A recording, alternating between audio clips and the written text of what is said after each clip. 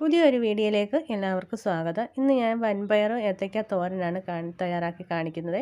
അപ്പോൾ അതിനായിട്ട് ഞാൻ 3-4 ഏത്തയ്ക്ക എടുത്തിട്ടുണ്ട്. ഇതെല്ലാം ഒന്ന് തൊലി കളഞ്ഞ് നമുക്കിതൊന്ന് കട്ട് ചെയ്തെടുക്കണം. അതൊന്ന് മാറ്റി വെക്കാം. ഇനിയും വൻപയർ ഞാൻ കഴുകി വെള്ളത്തിൽ കുതിർക്കാനിട്ടിട്ടുണ്ടായിരുന്നു. ഇതൊരു 5-6 മണിക്കൂറും കുതിർത്തെടുത്തതാണ്. ഇതൊന്ന് കുക്കറിലേക്ക് മാറ്റി ഒരല്പം മഞ്ഞൾപ്പൊടി ഉപ്പും കൂടെ ചേർത്ത് ആവശ്യത്തിനുള്ള വെള്ളവും കൂടെ ഒഴിച്ച് ഒരു 3 വിസിൽ കൊടുത്ത് വേവിച്ചെടുക്കാം. അപ്പോഴേക്കും നമുക്ക് കായെല്ലാം കഴുകിയെടുക്കണം.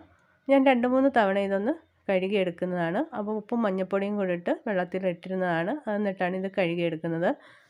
ഇനി ഇതിന് വേണ്ടുന്ന അരപ്പ് തയ്യാറാക്കാം. അതിനായിട്ട് ഞാൻ 4-5 അല്ലി വെളുത്തുള്ളിയും പച്ചമുളകും ഉണക്കമുളകും ജീരകവും എല്ലാം കൂടെ ആദ്യം ഒന്ന് ചതച്ചെടുത്തു. അതിനുശേഷം തേങ്ങയും കൂടെ ചേർത്ത് ഒരല്പം മഞ്ഞൾപ്പൊടിയും കൂടി ഇട്ട് ഒന്നുകൂടി ഒന്ന് ചതച്ചെടുത്തു. ഇനി നമുക്ക് പയർ വെന്തത് നോക്കാം.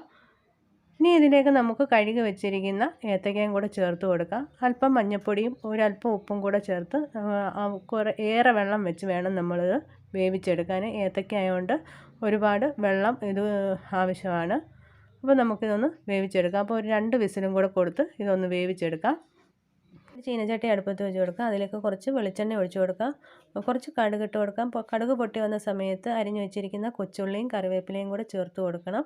എന്നിട്ട് നന്നായിട്ട് ഇളക്കിയതിന് ശേഷം വേവിച്ച് വെച്ചിരിക്കുന്ന ഏത്തയ്ക്കായും വൻപയറും കൂടെ ചേർത്ത് കൊടുക്കാം. ഇതിലേക്ക് നമ്മൾ ചതച്ച് വെച്ചിരിക്കുന്ന അരപ്പും കൂടെ ചേർത്ത് കൊടുത്തു. എന്നിട്ട് ഇതൊന്ന് മൂടി വെച്ച് ഒന്ന് വേവിച്ചെടുക്കാം. ഒരു 2 മിനിറ്റാണ് ഞാനിത് അടച്ച് വെച്ച് വേവിക്കാനെടുത്തത്. അപ്പോൾ ഇനി ഇതിൻ്റെ മൂടിയൊക്കെ ഒന്ന് തുറന്ന് നമുക്ക് നന്നായിട്ട് ഇളക്കി കൊടുക്കാം. അപ്പോൾ ഇപ്പോൾ വേണമെങ്കിൽ താല്പര്യമുണ്ടെങ്കിൽ ഉപ്പും കൂടെ ചേർത്ത് കൊടുക്കാം. വേണമെന്ന് നോക്കിയിട്ട് വേണം ഉപ്പ് ചേർക്കാൻ. എന്നിട്ട് ഇതെല്ലാം കൂടെ നന്നായിട്ടൊന്ന് ഇളക്കി കൊടുക്കണം.